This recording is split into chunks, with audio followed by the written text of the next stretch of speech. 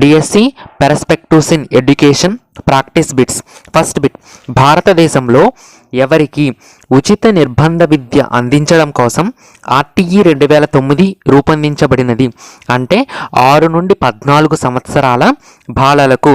Next bit, RTE దేశవ్యాప్తంగా జమ్మూ కాశ్మీర్ని మినహాయించి ఎప్పటి నుంచి అమల్లోకి వచ్చింది? సో ఆర్టీఈ మనకి ఎప్పటి నుంచి అమల్లోకి వచ్చిందంటే 2010 ఏప్రిల్ 1. నెక్స్ట్ బిట్, 1882లో మొట్టమొదటిసారిగా ఉచిత విద్యను ప్రస్తావించినది ఎవరు?